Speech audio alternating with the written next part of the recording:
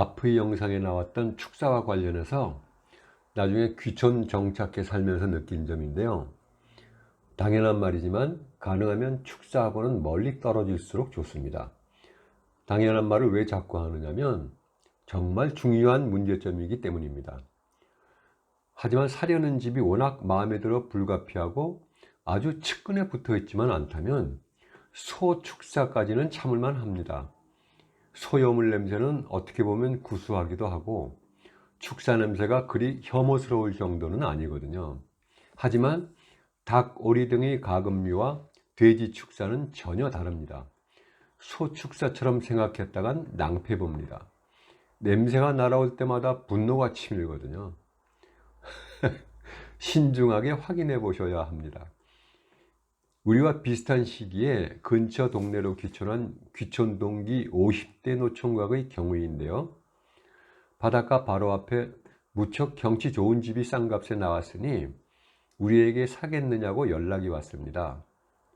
그때는 이미 우리도 집을 구입해 한창 수리를 하던 중이라 그 집을 또 살 여력이 없었지만 그 동생이 집값도 싸고 너무 좋다고 우리가 사지 않으면 자기가 사겠다며 와서 구경이나 하라는 바람에 가보았더니 정말 좋았습니다. 집 자체도 예쁘지만 주변에 알맞은 공터도 있고 동네 모퉁이를 살짝 돌아앉아서 조용하기도 하고 바닷가 쪽으로는 공원처럼 꾸며놓은 데크가 있는데 그 자리에서 낚시도 던질 수 있고 사람들이 자주 오는 곳이 아니라 완전히 개인 테크처럼 사용할 수도 있고요. 정말 탐나더군요. 잘 수리해서 펜션 영업을 해도 될 것 같았습니다. 하지만 우리는 살 형편이 되지 않아 노총각이 자기가 살던 집을 팔기로 하고 그 집을 샀는데 수리할 때 가서 도와주기도 하며 여러 날 같이 있다 보니 어디선가 바람결을 타고 고약한 냄새가 풍겨오더군요. 알고 보니 해안선을 타고 빙 돌아간 곳에 커다란 돼지 축사가 있었습니다. 대규모의 돼지 농장이었지요.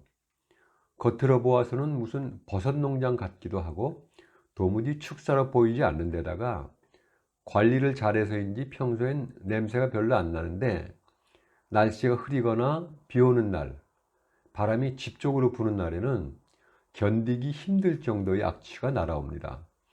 특히 장마철엔 거의 축제입니다. 냄새의 캡슐이 바람 타고 날아와 매일 코앞에서 폭죽처럼 팡팡 터지는 거죠. 거리가 상당히 떨어져 있었는데도 말이죠. 집수리를 대충 마친 노총각이 결국 집을 내놓았고 집을 사러 오니까 집값이 왜 이렇게 싸냐고 묻자 사실은 날이 안 좋을 땐 돼지 축사 냄새가 심하게 난다고 솔직히 말했는데도 장마철이 지난 후여서 그랬는지 집값이 워낙 싼 데다가 자기도 확인해 봤는데 축사가 멀리 떨어져 있으니 상관없다고 바다와 마주 앉은 집이 워낙 이쁘고 마음에 든다며 구입했습니다. 귀촌 동기 노총각이 다른 동네로 이사가서 그 뒷이야기는 모릅니다만 바닷가와 예쁜 집의 모양에 익숙해지고 나면 아마도 날씨에 따라 계절에 따라 날아오는 그 악취는 집주인에게 점차 고통스럽게 느껴졌을 터입니다. 그러니 시골집을 보러 다니실 때 가금류나 돼지 축사의 존재 여부는 반드시 체크하셔야 할 필수 조건이라는 걸 말씀드립니다. 냄새는 보이지 않습니다. 막을 수도 없습니다. 커피님의 동네를 뒤로하고 다음날 우리가 들른 곳은 그리 멀지 않은 무슨 귀농귀촌 협의회였습니다. 우리가 이곳을 들른 가장 큰 이유는 귀농귀촌 협의회라는 명칭 때문이었습니다. 뭔가 좀 체계가 잡혀 있어 신뢰할 수 있을 것 같고 현실적인 해결책도 제시해 줄 것 같았으니까요. 그런데 알고 보니 귀농귀촌 협의회라는 등의 명칭은 관청의 공인된 기관이나 연결된 단체가 아니고 그 지역에 사는 아무나 그 이름을 만들어 사용할 수 있는 것이더군요. 마치 서울 틀떡연합총연맹협의회처럼 말이죠. 그런 사실도 몰랐으니 우린 참 허당이죠. 아무튼 우리가 처음 전화를 해서 통화했던 협의회 회장님에게 전화를 걸자 주소를 알려주며 오후에 읍내에 있는 자기 집으로 오라고 하더군요. 회장님의 집은 시멘트 기와에 칠한 파란색 페인트가 세월에 탈색되어 있는 전형적인 시골 기와집이었습니다. 회장님 역시 한 지역에서 태어나 뼈가 굵으며 자란 전형적인 본토박이었고요. 처음엔 협의회라고 했으니 협의회 사무실에서 만나면 될 텐데 왜 집에서 만나자고 할까 조금 의아했지만 햇볕에 탄 검은 얼굴과 선량해 보이는 회장님의 표정이 우리를 안심시켰습니다. 빈집을 어서 보러 가고 싶어하는 우리에게 회장님은 빈집도 있고 집을 지을 땅도 많으니 걱정 말라면서 그 전에 우리에게 소개시켜 줄 사람이 있다고 하더군요.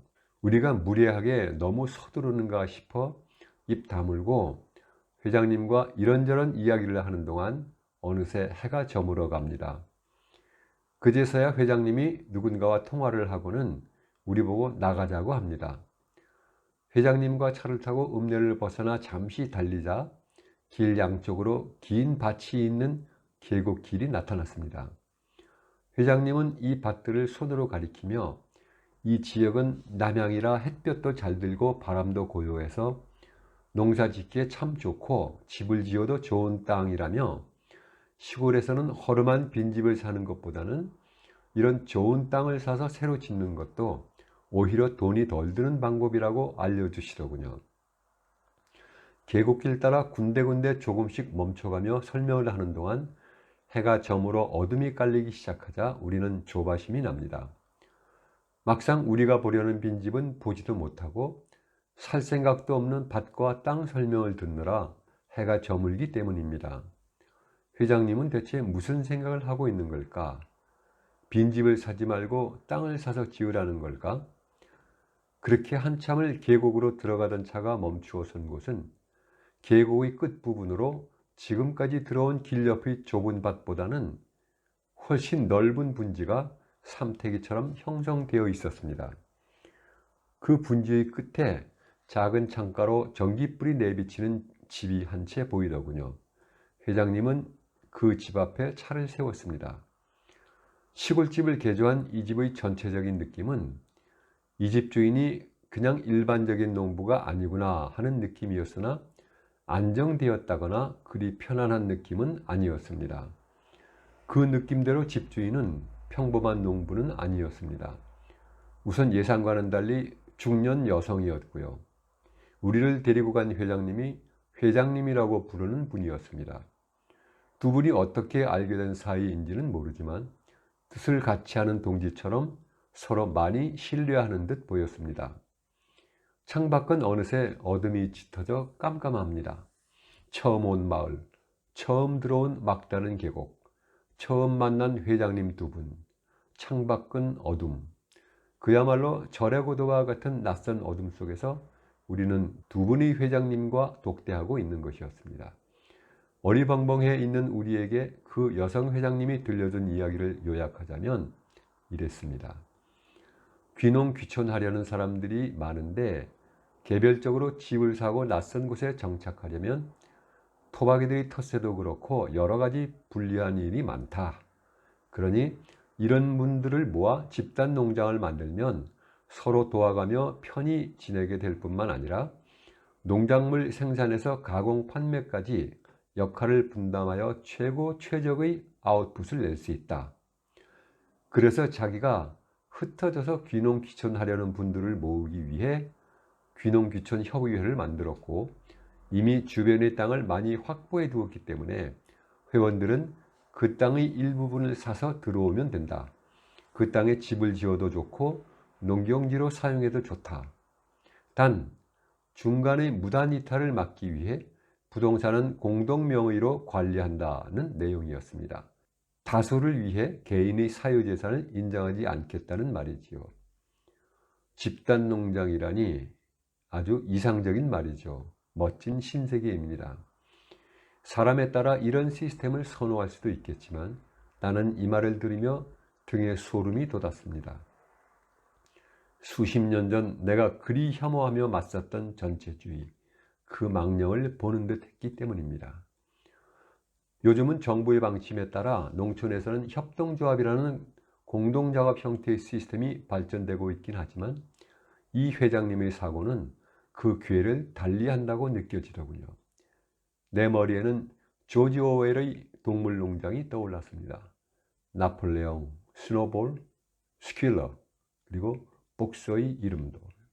그 생각을 마음에만 담은 채 나는 회장님의 좋은 생각이 어울리는 좋은 분들이 많이 있겠지만 우리는 사람들을 잘 사귀지 못해 둘만 조용히 지내는 시골 생활을 원한다며 그 자리를 물러났습니다. 깜깜한 어둠 속 인적 없는 깊은 계곡에서 카랑카랑한 목소리로 신념에 넘치던 그 회장님의 모습이 오랫동안 지워지지 않더군요. 한 회장님의 모습은 나폴레옹으로, 한 회장님의 모습은 복서로. 과유불급 이 사자성어와 함께 말입니다. 오늘은 여기까지입니다. 고맙습니다. 다음엔 10억 원의 아저씨 이야기입니다. 기대해 주세요.